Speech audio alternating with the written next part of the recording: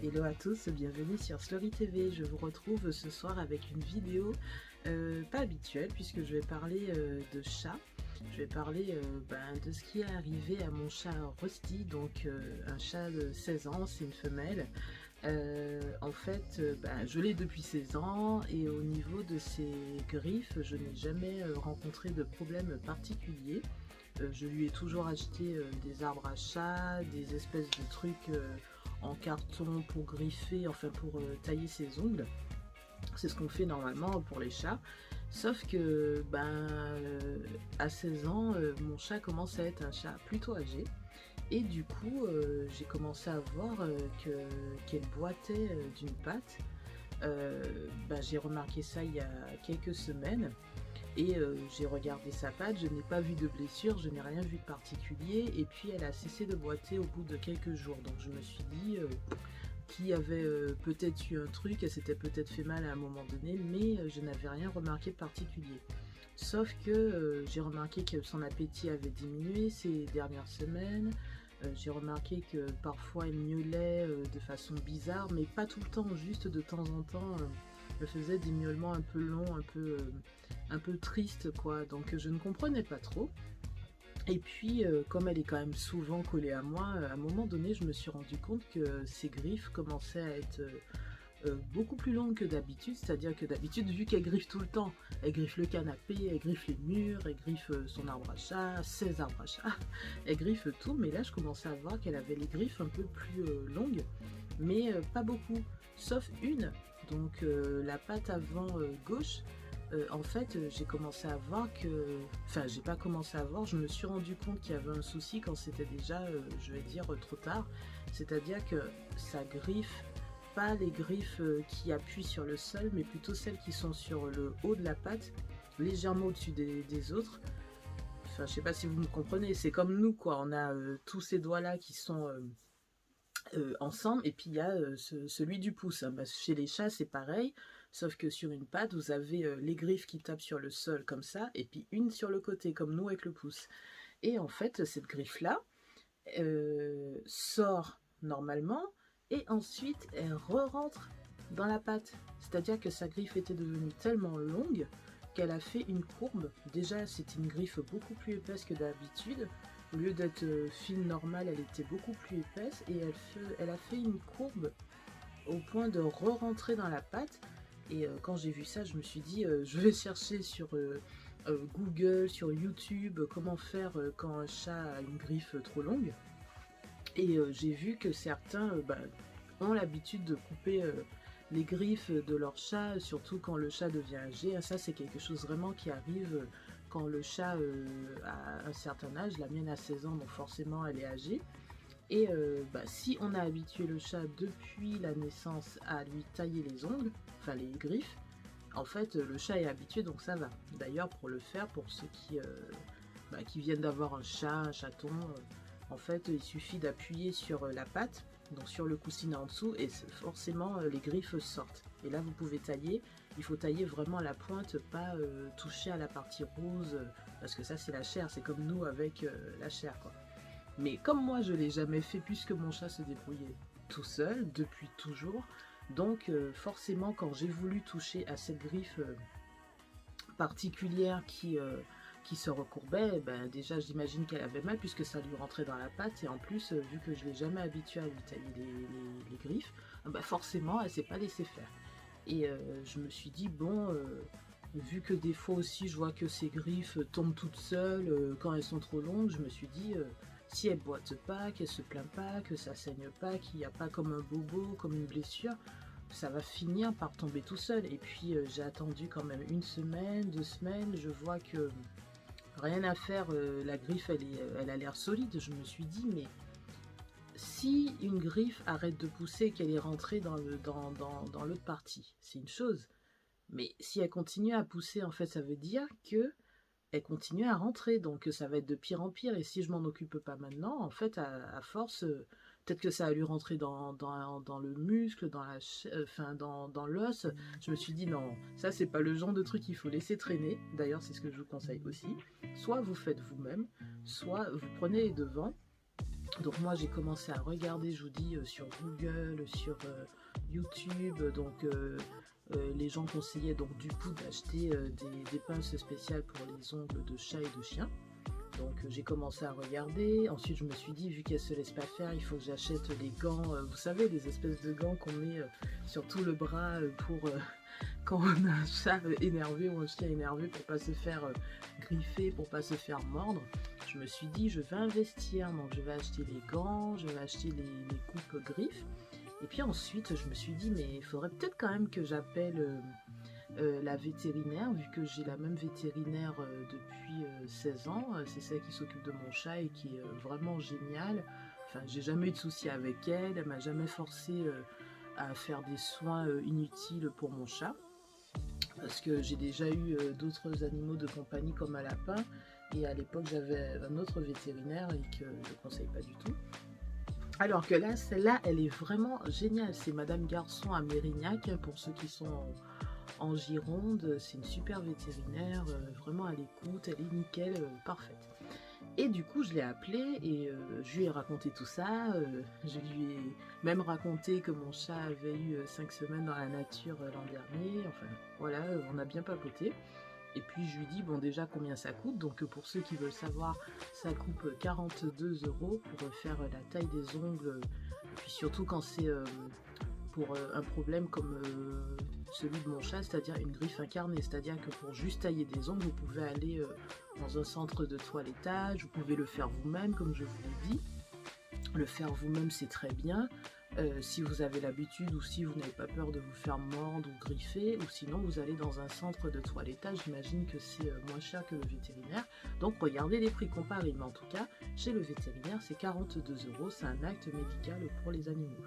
Et du coup, j'ai pris rendez-vous parce que je me suis dit, acheter les gants, acheter le truc pour couper les ongles, au final ça coûte un certain prix, donc si je ne suis pas sûre d'y arriver, parce que comme je vous dis, c'est pas juste tailler les ongles, c'est vraiment retirer cette espèce d'ongle incarné qui je pense allait créer de gros soucis par la suite. Je me suis dit, allons d'abord voir déjà comment un vétérinaire coupe les griffes d'un chat, comment, si ça arrive à nouveau pour la griffe incarnée, comment on fait. Je me suis dit, vaut mieux d'abord, pour un premier rendez-vous, une première fois, aller chez quelqu'un qui s'y connaît. Et si ça arrive dans le futur, bah, j'achèterai les gants, j'achèterai les trucs pour couper, mais au moins je saurai comment faire. Voilà.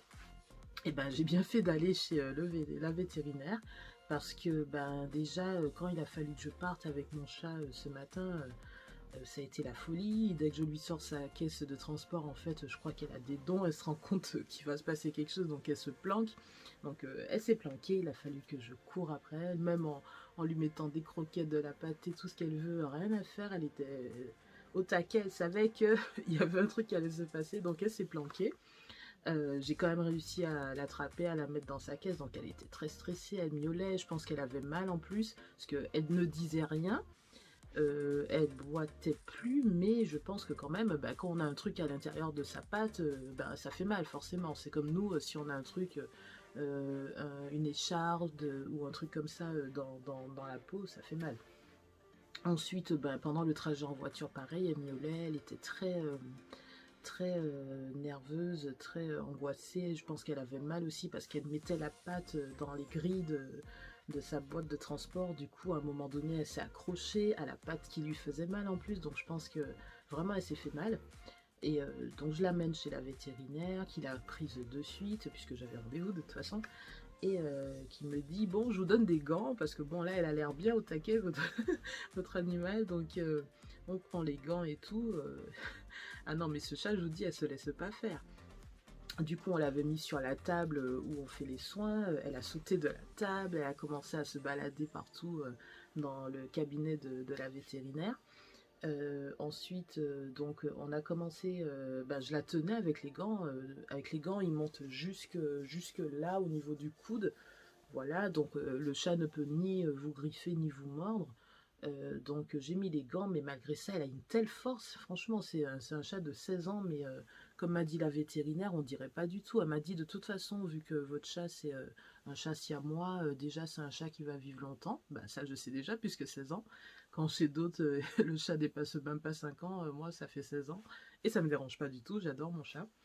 Et elle m'a dit, siamois, ils ont de l'énergie, ils vivent longtemps, c'est des chats actifs, c'est pas des chats de salon qui dorment, qui font rien. Elle m'a dit, vous allez l'avoir comme ça pendant longtemps, quoi.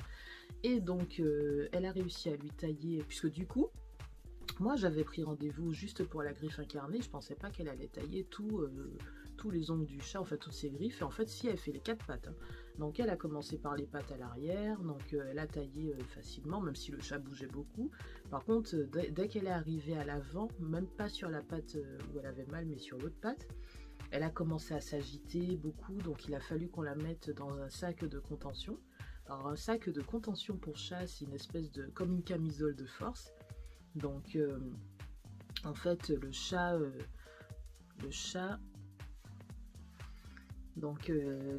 sac de contention c'est comme une camisole de force, c'est-à-dire que vous mettez le chat entièrement dedans, il y a juste la tête qui dépasse et même la tête vous avez une espèce de velcro que vous fermez pour que il n'y ait que la tête qui dépasse mais à peine, vraiment à peine, et ensuite il y a des trous sur les côtés, enfin sur le dessous plutôt, donc pour les pattes avant et les pattes arrière, et c'est en fonction de ce que vous voulez faire, vous faites sortir dans le trou la patte. Donc c'est ce qu'elle a fait pour la patte droite.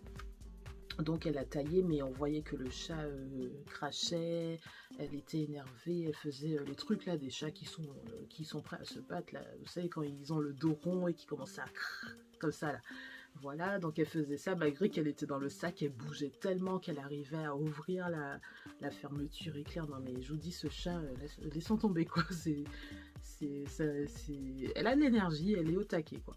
Donc du coup la patte droite a été faite et puis ensuite donc la dame a appuyé sur les coussinets pour la patte gauche. Du coup je pense qu'en appuyant la griffe qui rentrait, ben, rentrait encore plus, donc forcément elle avait mal, là elle criait, elle miaulait très très très très fort, donc la dame est allée très vite. Donc elle a coupé les trucs et puis quand elle est arrivée à la griffe incarnée, mais c'était une horreur. Donc elle a changé de taille griffe parce qu'il y a un truc normal pour juste comme nous les coupe-ongles, et arriver à cette griffe qui est hyper épaisse, hyper longue, là elle a pris un truc un peu plus solide. Elle a d'abord cassé au milieu, elle a retiré donc la griffe qui rentrait dans la pâte, elle était hyper longue quoi. Et il y avait forcément du sang puisque bah, ça rentrait, donc ça avait fait comme un petit bobo mais qui n'était pas... qui avait pas de pus, enfin c'était une blessure nette, enfin je sais pas comment dire.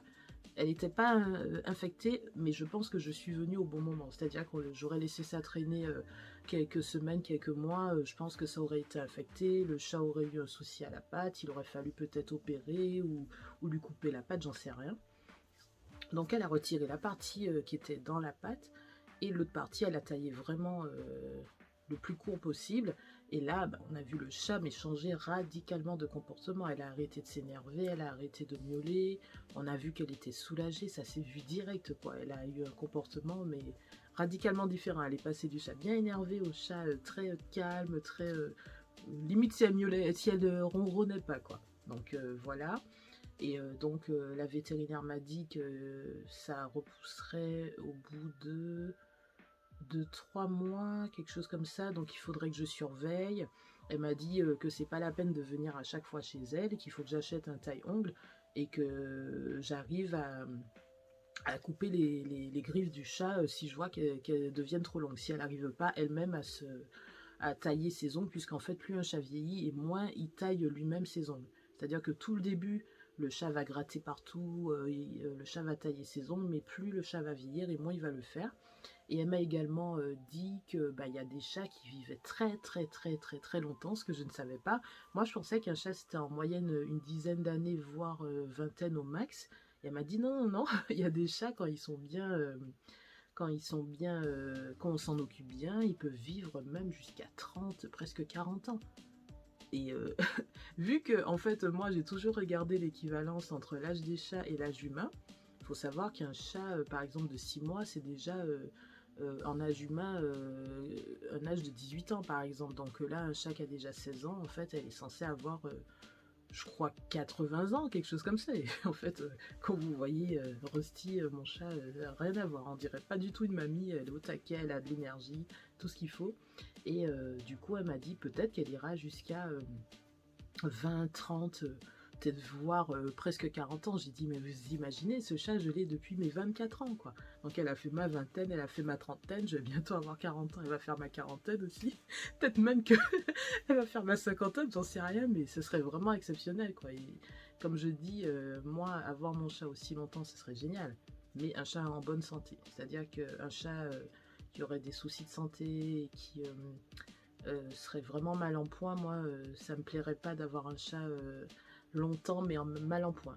Par contre, avoir un chat longtemps et en pleine forme, comme celle que j'ai, ouais, ça, ce serait bien. Parce que bon, les petits soucis qu'elle a, c'est comme je vous dis, en fait, juste qu'elle taille plus ses ongles, elle dort beaucoup plus qu'avant. Ça, c'est sûr, avant, elle mangeait, elle dormait et elle jouait beaucoup. Là, elle joue moins, mais je sais pas si elle joue moins parce qu'elle avait mal à la patte ou est-ce que c'est parce qu'elle est vieille, je sais pas. Voilà, donc une longue vidéo de quasiment 16 minutes pour vous raconter tout ça, donc pour vous rassurer si vous avez des chats plutôt âgés, si vous voyez qu'il y a des griffes incarnées, donc moi mon conseil c'est de s'en occuper très vite, soit vous faites vous-même, soit vous allez dans un truc de toilettage, soit chez le vétérinaire, mais occupez-vous rapidement de ça parce que quand c'est une griffe qui fait comme celle-là qui recourbe et qui rentre, ben, du coup de suite il y a blessure, donc la vétérinaire a désinfecté, hein. Dès qu'elle a retiré la griffe, elle a mis du désinfectant pour pas que ça s'infecte. Elle m'a dit que normalement il n'y a pas besoin de pansement parce que le chat se nettoie, donc faut juste surveiller, mais que normalement c'est bon. Mais faut pas laisser traîner ce genre de truc parce que ben, ça peut empirer et finir en quelque chose de beaucoup plus grave. Voilà. Donc j'espère que pour les amoureux des bêtes, vous apprécierez cette vidéo qui change parce que c'est vrai que je parle souvent de mon chat mais pas un sujet spécifique. Donc là je pense que c'était quand même important. J'ai voulu filmer en fait l'intervention mais comme il fallait que je tienne le chat pendant que la vétérinaire s'en occupait, je me suis dit que c'était quand même plus important que je rassure mon chat que je la tienne plutôt que bah, filmer pour YouTube, quoi. Donc je me suis dit que ça aurait été plus parlant de voir, mais sur internet vous trouvez de toute façon des images, je pense même peut-être des vidéos. Moi j'ai pas osé regarder les vidéos parce que j'avais trop peur d'avoir mal au cœur, donc j'ai pas osé, mais en tout cas je vous ai tout raconté en détail, donc je pense que vous comprenez, hein. Voilà, donc ben, je vous dis merci pour vos visites. N'oubliez pas de liker la vidéo, la commenter, la partager, vous abonner. Salut!